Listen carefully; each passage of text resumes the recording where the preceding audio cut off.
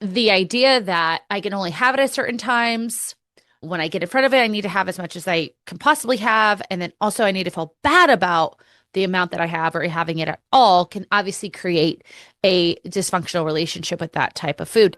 Welcome to the Mindset Mirror Connection podcast, the podcast where we debunk the eat less, move more, shrink more mentality and focus on what really matters, which includes your relationship with your body, food, self-worth, and the behaviors that align with all of those. I'm your host, Christina Hathaway, licensed therapist with specialized training in food and body obsession, certified personal trainer and nutrition coach. At the Mindset Mirror Connection podcast, we believe what you say in your mind, you see in the mirror. So let's have a conversation about that. Before we get into today's episode, I want to make sure you subscribe to this YouTube channel. Also, if you don't want to miss any content that's being dropped, make sure you hit that notification bell as well. I also want to know who are the people you want to hear from on this show and what topics would you like me to continue to cover. Thank you so much for your continued support. Now, let's get into the episode. What's up, guys? Welcome back to the Mindset Mirror Connection podcast. I think you are pretty amazing because you've set out some time to learn something about yourself for your health. And we love that around here. As your mindset madam, yes, I'm giving it, that's going to be my new name. I had a name for all of you who listen. So I think we should have a contest. I need some because on my dating deja vu, they're called the Deja Crew, right? Duh, obviously. But we don't have a name for our listeners. So put it in the comments, y'all. And if you haven't already, make sure you are subscribed, followed, all of the things. We've had great numbers recently, so keep it coming because the more, the merrier.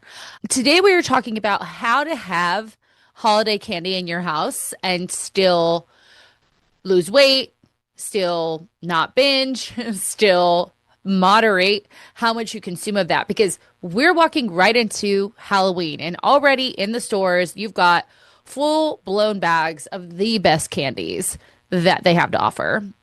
And for a lot of people, it is so triggering. On top of just having the candies, you also have places like Trader Joe's who have their specific fall candies. And I know for a lot of my girlies out there, like it is death, right? You feel an absolute need to go and get the specific fall candies, and then you know that they're only around for fall. So that scarcity mindset hits your mind, and you're thinking, oh my God, I need to have all of them. It's a death. So we're going to talk about how to not do that. And not just Halloween, but we're going to go into Thanksgiving, we're going to go into Christmas or Hanukkah, we're going to go into New Year's, then Valentine's Day. And for a lot of my ladies out there, you very much struggle with having this food in your house. And you think, I just can't keep candy in my house. I'm going to eat it all, right? And you think if I buy it, I'll eat the whole bag, right? I have no control. I will sabotage my progress.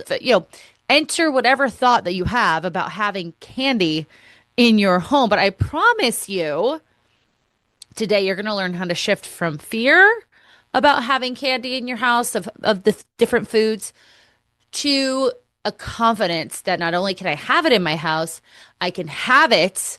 And at a certain point, I actually don't even need it anymore. So let's chat about that. So oftentimes, like I said, people have what we call a scarcity mindset around candy. Now, let's talk about where the scarcity mindset might come from. So, you might have come from a home where your family maybe didn't have the means to buy treats. That's very normal for families. You could come from a family where maybe you had a parent who had their own issue with food and didn't want to, pass on that disorder type of eating. So they just didn't have treats in the house. You could have had it where you had to earn treats. All of those, the first one is, something that people have to deal with, right? We have to be very selective on when we eat, what we eat and how we purchase those foods. I know that in some households, I grew up low middle class, but a lot of my friends were like really did have to, they were living, their parents were living to paycheck. They had to be very selective with how they ate. And I know for them, like getting a treat was really something that was special, right? And when I'm talking about where the scarcity mindset comes from, I don't want people to think, oh, it's bad that my parents had to do that. No, they were doing what they had to do, right? To make ends meet, to make sure that they fed you and that you survived. The others, however, are just a lack of awareness, right? I only give my kids treats when they've earned it, right? Maybe straight A's or even sometimes it's not even earned it. It's I give my kids treats out of a way to get what I need back from them, whether that's love, whether that's them to stop crying. And then of course you have the parent who is passing on those probably multi-generational dysfunctional relationships with food. So just wanted to say that. But when we have scarcity in what we can eat, what is offered to us, then we obviously will think, oh, that food is special. That food is limited. That food is something that if I can't get my hands on, I need to get a lot of it. So you know what happens. You went to that one friend's house. I remember the friend's house. It was my friend Julie's house. Her mom had the best snacks. And we went ham. I ate all the food there, especially those cheese balls. Remember those? So good. But you went to that friend's house, or maybe I know in my high school, like our teachers sold candy. They just like went to Costco and they would have candy and it was cheap, right? And people would buy it and that would be their meal. But you got in front of that food, you're like, I need to have it. Like I need to have it and need to have a lot of it because I'm not going to get it when I get home. Or I'm going to maybe even be shamed if I have it when I'm at home. I'm saying these things because these are actual conversations I have with clients when we're looking at their history of their relationship with food. They will tell me, yeah, my mom used to tell me, like, stop eating that. You know, if you eat too much, you're going to get fat, right? If you eat too much, you're going to, I don't know, stupid shit they used to say, but like it's going to go straight to your thighs, right? You know, the things that our boomer parents and their parents used to say.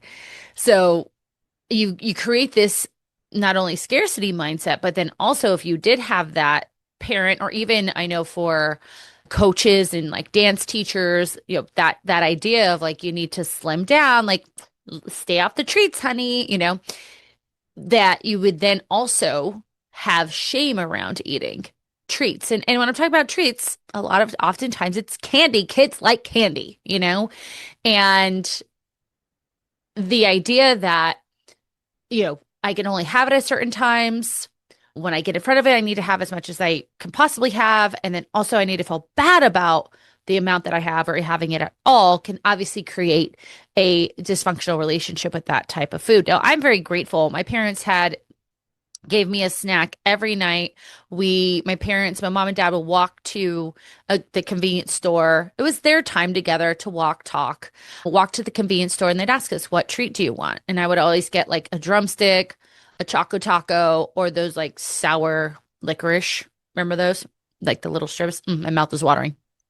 So what I'm telling you is something that I learned early on because my parents allowed for us to have a treat every night. We didn't always have treats in the house. It was purchased the night of. We enjoyed it. And then I got one the next day. So I could enjoy the whole thing. I didn't need it fast. I didn't eat it slow. I just enjoyed it because I knew I'd get one the next day.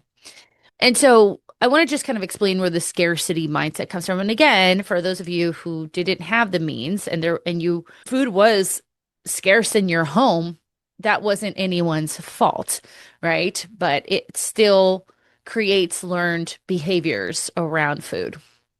So with that said, oftentimes now, especially if you come from the family environments where food was used as a treat or a way to get something, where the parent used food as a way to get something for themselves, love, silence, to help you feel proud, right? Or food was kept from you, that turns into these strong beliefs later in adulthood, on top of seeing media tell you that, candy's bad, sugar is bad. That's a big thing on social media right now. Sugar detox, don't have sugars from fruits. And we vilify these foods. We demonize them and we make these foods bad. And of course, we put a sense of worth, of value on these foods. And if we consume them, then we are bad. Candy specifically, we say if I have it, then I have zero willpower. And I then have to, in my mind, say, well, if I can't, I have zero willpower around this bad food that tastes really good, right? Forget that part, it tastes delicious. Then I can't have it in my house. And so what you do is you restrict. You restrict yourself from that food. I can't have it. I can't have it. I can't have it. Keyword on can't, cannot have the food. But we all know what happens when you say you can't do that. You can't do that. That restriction turns into rebellion. The more that you avoid the food, the louder the craving comes. And you want it. And you think about it and you see it and you're white knuckling, trying not to have it, right? The truth about this is candy is not the problem. Your relationship with the candy and your behaviors thereafter are the problem. All right, I want to talk about what happens in the nervous system when we deprive ourselves of food. There was a World War II study that deprived our soldiers of food, and what they did was study their mood and their behaviors and their cognitions or thoughts surrounding the deprivation. And what they found is that when you deprive someone of food, and this is all foods, so keep that in mind, our food noise gets louder, our binge behaviors get worse, our hoarding behavior gets worse, our obsession with food gets worse, and then more importantly, once we are allowed to eat, our ability to feel satisfied from eating takes longer and longer and longer. So you could have this very large amount of food and still not feel satisfied. So that's number one. Number two, what we also know is that when we're highly stressed and deprived of food, our brains focus on rules around food. And what our nervous system wants, it almost defaults to the quickest sense of comfort. And what we know is sugar becomes irresistible in moments like that. On top of, if we're very stressed, we might not have slept well, right? We're in a bad mood. We may not even be able to recover from workouts. Sugar, the brain is aware, will give us quick energy. Okay. So when we deprive ourselves of food, our brains not only rebel against this, I can't, but also physiologically, our brains will kind of be even more hyper focused on wanting that food. And then once we get the food, we have a very hard time finding our satiety or our fullness cues. So then enter sugar, right? Sugar is not evil. Sugar is not evil. The problem with sugar, though, refined sugar is, and these foods that have the sweet and the salty, the savory, I think of like a Reese's peanut butter cup. Like I love Reese's peanut butter cup. It has the chocolate, it has the peanut butter, and it's that salty sweet mix. It's been engineered for my taste buds to just go, whoa, like holy, you know, dun, dun, dun. Like I think of like fireworks, sound effects. It's designed for this immediate response in the body. And our brains learn that. It very quickly learns that. It's conditioned to learn that. And so we add in the sugar aspect of it being, something that is irresistible in stress, something that provides quick energy in stress, but also just is this tasty engineered thing. Like we're really effed, right? Like we're fucked. I'll just say the word. And with all of that, plus the scarcity mindset, I mean, listen, ladies, it's hard. It's difficult because you've been taught not to have it, that you are bad if you have it, but that it provides such a big relief once you have it. Or at least that's what you're telling yourself. Okay. And thus we get in front of the bag of, it's usually what? Hershey's, mini Snickers, mini Almond Joys, and Reese's cups. And there we are. And it's sitting in there. It's sitting in the pantry. You haven't even opened it yet because if you open it, it's game over, right? And you're thinking about it and you're thinking about it. And you think, okay, I can just have one. I can just have one. So you open it up, you have the one, the guilt, the shame sets in. You're like, "Uh, it's okay. I can totally have another one, right? Let me back that up. Come back with me. You say I can just have one, but then you eat it so quickly you don't fucking taste it. So you think, oh, wait, I need another one. And you do the same thing. You just like don't even taste it, right? And then you have three, four, five more, and you're looking at all the wrappers and you're like, what the hell just happened? Then the guilt and shame kicks in. I missed a couple steps. I was getting really into story time. My apologies. And you think, see, I can't control myself around this candy. And one of two things happens afterwards. You eat a bunch more until you're so sick that you don't want any more candy. And you're so sick with shame that you think, I've shamed myself subconsciously. I think we think this. I've shamed myself into not wanting this candy anymore because I'm sick of, physically sick from it. Beautiful, beautiful listener and viewer, I'm asking you a huge favor. I am doing the American Cancer Society 300-mile ride in the month of October. What this consists of is over the course of the month, I have to ride 300 miles on my bike. And I'm doing this in an effort to help with funding research for cancer treatment. As you guys know, I lost my father to cancer a few months ago, and this is mine and my brother's way of supporting cancer research in hopes that people do not have to go through what we went through as a family. So if you would be so kind, whether it's 50 cents, a dollar, whatever it is that you can donate, check out the GoFundMe link in my show notes. The GoFundMe goes directly to the American Cancer Society. This is a link that they provided. My tush thanks you in advance. Now, let's get on with the show. Or you tell yourself, I'm not going to have any more. I can't have any more. See, I can't do it.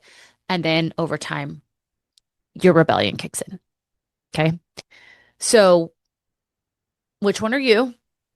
Which one are you? Okay. That pattern is the problem. And as I say, pattern blindness is a very real thing where we don't realize it's the pattern of restricting, putting this negative belief about yourself if you consume the food, giving in or restricting so much that rebellion then takes over. Because we have to think restriction is the sense of perfection. You're not perfect, so eventually your perfection will crack and rebellion will come through. Rebellion takes over. We eat the candy, right? And we either do one of the two. We eat way too much until we're sick, or we eat a bunch and we feel so shameful that we repeat the pattern again, right? That pattern is the problem. So I want to talk about how attuned eating meets this structure and how you can actually lose weight and still have candy. So those two things don't normally go hand in hand. Attuned eating isn't a weight loss skill. It's a skill to recreate your relationship with food. However, we can use attuned eating and track our food at the same time. No one ever talks about this because it gets very polarized in the food world. You're either attuned eating or you're tracking, whatever. I'm fluid. So number one thing, you've got to give yourself permission to eat the candy and create an intention that like I eat candy because I like the way the candy tastes, because your ass does. You like the way it tastes. We all like the way it tastes. Well, most people. I personally don't love sweets. Again, more salty sweet. I do love a good almond joy though. I guess it's salty sweet. Anyway, give yourself permission. And not because you did something good, not because you had a bad day, not because other people are doing it, because you want a piece of candy. Okay. And figure out a way, and for each person, this is going to be different, to have candy or chocolate, like chocolate, one of the little mini bars every day, maybe even twice a day. But it's not just about giving yourself permission and having the candy. It's how you have the candy.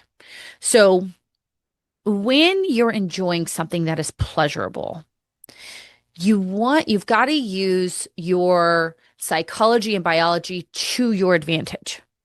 So, when we want to have something pleasurable, again, I always compare eating pleasurable foods to sex.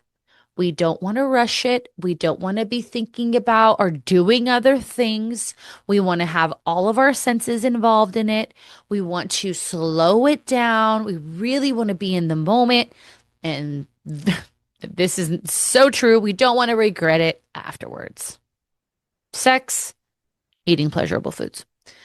So it's not just about giving permission. It's not just about having a candy. It's how I have it. So I just had my lunch. And after lunch, every lunch, I buy a large block or one of the big sheets of like Hershey's dark chocolate. And there's I think like 5 rows and 5 bars. So I break the row and I break the bar. And sometimes it's spot on, sometimes it's not. But then I come in here and I put the chocolate in my mouth and I just let it melt. I never chew chocolate. I just let that shit melt. I'm using my psychology and physiology to my advantage.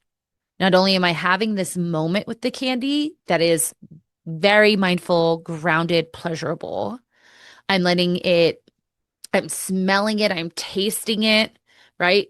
I am very much in the moment and feeling what it feels like on the roof of my mouth, on my tongue. I tell my clients to find the fat in chocolate because there's some fat in chocolate that gives it that kind of creamy feeling in your mouth that you would never experience if you're just like chewing it down. And I just like take a deep breath. I'm very much grounded in it. And I do that after lunch and I do that with my snack after dinner. And I have those two things every single day. Why? Well, I can because I don't put any restrictions on it. And also by having it every day, I remove the scarcity part of it. And it doesn't have to be the same dark chocolate. I might have Halloween candy and make that an almond joy or a Reese's peanut butter cup. But that attunedness of being present, really experiencing the food. And what's really important here is a part of attuned eating. If you guys want to check out that episode, I go into it a few months ago, is asking what would satisfy my craving.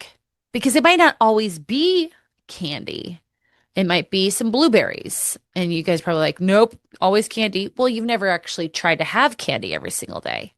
Because what ends up to happening with a lot of clients is when I say I want you to have that every single day, after a few weeks, they're like, I don't even want it anymore. So not only can they have the candy in their house, they might have it here and there because we've taken the scarcity from it, because we've taken like the moral name calling out of it, they have a good relationship with candy. And you might still want it after lunch and after dinner. Great. If you're someone in a weight loss journey, you just track that. And maybe you track it first. You say, I'm going to have my almond joy. I'm going to have my Hershey's, whatever. I put that into my Fitness Pal first. I make sure that I'm hitting my protein targets and everything after. Or you could do vice versa. Try to put your protein targets in first. See how many candies you can have for that day, but you're still having one. Okay. Still fits into your calorie deficit, right? It's small enough that it's not going to cause all this inflammation in your body as everyone thinks it's going to. You are doing something that is very realistic because candy is going to be there. Sugary treats are going to be at parties and work events and stuff like that. And so under your own control, you're practicing control, meaning that once you get in front of these other things during these other events, you already know if I want to have the Danish, you know what? I think I'm going to have half of the Danish, knowing that there's going to be Danishes here. I always think of when you guys go to conferences, like there's going to be Danishes here every day. So I'm just going to enjoy half of a Danish every day. I'm going to put it in my Fitness Pal and maybe have a salad for lunch instead of the burger, right? So you just kind of move it around and I'm going to enjoy it. Maybe you take the Danish and you like go outside of the conference room where people aren't talking to you and you just sit and you enjoy your Danish and a nice coffee. If you want to add something to it in that moment, you could add a cup of yogurt, right? If that's available. Even during like Christmas, and we'll talk about this more as it gets closer, like adding in that protein, pairing it with something that is high protein. This will help you stabilize your blood sugar. But as I'm talking about it, if you're having it after lunch, maybe you've already had your high protein lunch. So you're just adding it on. So you're not going to have a huge spike in blood sugar, right? That's a bonus. But all I'm saying is once you get in front of these harder events where maybe you're out of town, you're with family, you've already practiced under your control with the Halloween candy that you already know how to handle it with all these other things as shit hits the fan. And I want you to look at it as a win, not adding that moral judgment in. It's not good or bad because for some of you, it's a win. Either way, it's a win for the girl who is so clean eating and restrictive to enjoy that piece of candy that she normally would never let herself have. It's also a win for the woman who binged on that candy, who can now have one or two pieces per day and enjoy it and feel just as satisfied, if not more, than when she had large amounts of that. They're wins. It's not good. It's not bad. Yes, wins are good, technically, but you know what I'm saying? It's not about your worth. It's about building confidence in yourself and knowing it's not even control. It's, I want this thing. I enjoy it. I enjoy it. That's key. I don't scarf it down. I know. Here we go. Say it with me. Your taste buds are in your mouth. I enjoy it. Right. And that builds confidence in me. So for you, I want to give you some more tips on that. So keep the candy visible. Stop fucking hiding it, right? Just keep it visible. Don't hide it like it's, your 12-year-old diary that you're trying to keep from your mother. Like, just keep it around. No, it's there. There it is. There's the candy. I know I can have a piece of that candy. I allow myself to have two pieces of candy, right? Allow yourself to enjoy it. If we want to start small, we could buy a smaller bag of it, but we're going to have it in the house. Okay. And like I'm talking about it, use that planned indulgence, right? Use those planned indulgences to build trust and stay away from this idea of like cheating and cheat days. That's bad. Cheating's bad. I don't know anywhere where cheating is good. So when y'all keep saying it's cheat day, it's like, so you had a bad day? Like, no, you're just enjoying the food. And one of the best things about this, you guys, is that you're role modeling for your children. And how fun would it be to like, you guys all sit down and be like, okay, we're not going to chew this. I want you to just enjoy it. Tell me what it's like to enjoy it. I think of Charlie and the Chocolate Factory, one of my favorite movie, or Willy Wonka, same movie. And how she's having the gum that tastes like different meals and she's like talking about it.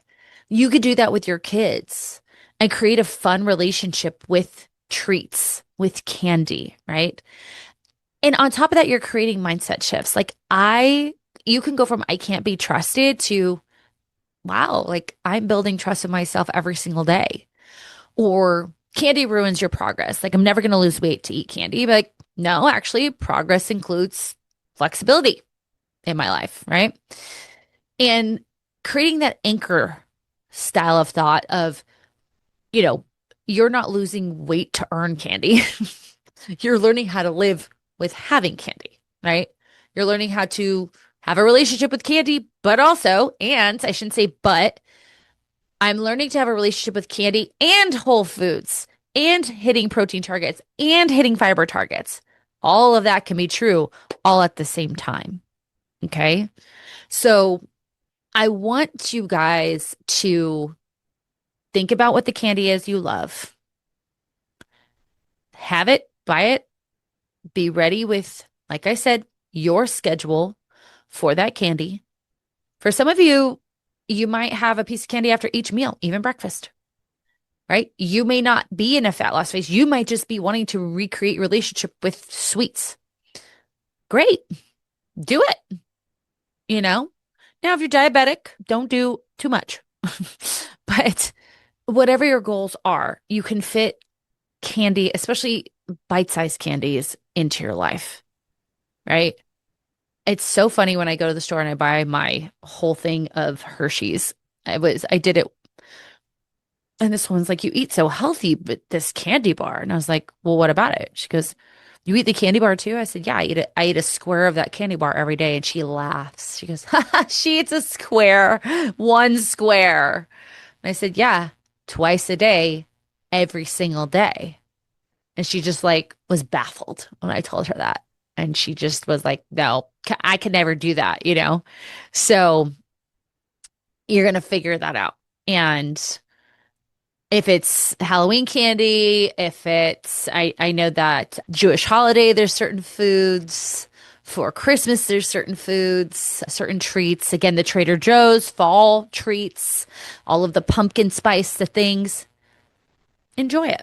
And remember too, like with the Trader Joe's stuff, they literally take that same thing and then recreate it into like Valentine's Day. Not always with the pumpkin, but it's not going anywhere. You could probably order it on Amazon if you really wanted to. So I want you to think, what if my win is enjoying the candy? What if my win is having it every day? What if my win is recreating my relationship with it, letting go of the scarcity mindset, realizing it doesn't ruin my progress? What if candy is the way to food freedom? What? What if it? So I want you guys to I want you to comment what candy you are going to practice this on. And remember, you might have a variety pack because maybe some days you like a little sweeter, some days you like a little salty. A big part of attuned eating is what is going to satisfy my hunger or my craving. Okay. So I would love for you, if you follow me on Instagram at Mindset of Matter Coaching, please tag me when you are doing the candy challenge. I would absolutely love that. Tag me in it. I will repost it. I will give you a high five. I will shout you out on my Instagram or, of course, on YouTube as well. If you do need help with this, if you're like, no, I want to have this freedom, but I really struggle with thinking about it. When I'm thinking about doing this right now, I feel like I might unravel. I feel a lot of anxiety around it. I feel like I can't trust myself. That's where coaching comes in. Having someone there to hold your hand and say, we got this. We're going to walk side by side. We're going to do this together. I am here. Plus, I am educated on how to effectively change the way you think about yourself, this food, and you having that food. So if you are interested in doing that, this is a great time and a great opportunity to sign up for coaching with the Mindset of Matter. I have only limited amounts of space for clients that I'm overseeing, but I oversee all of my staff, and you will also be able to access me in the group coaching calls. For our one-to-one coaching program, you have a one-to-one call each week with your coach, plus access to the group coaching calls with me. For group coaching, you have one-to-one written or Loom check-ins with your coach each week, as well as access to the group coaching calls with me and the rest of the team. So if you're interested, check out the show notes below for the clarity call. Don't forget, of course, subscribe, follow, and if you love this, please comment. Please give us a 5-star rating and review. So I hope to see all my candy queens out there. I would absolutely love this for you. I was inspired by Beth Ferreco Wilkes, who is going to be on this podcast. She did a challenge, and I'm like, I need to be doing stuff like this, but now I feel like I'm copying her. But if you guys want to do a candy challenge, let me know. We will. We can do a treat candy challenge where you guys see, oh my gosh, she was right. Let me know if you want to do that. Hit me up in my DMs or comments. Other than that, I want to leave you the same way I do, reminding you of this one thing, that what you say in that mind, baby, you see in the mirror. Bye.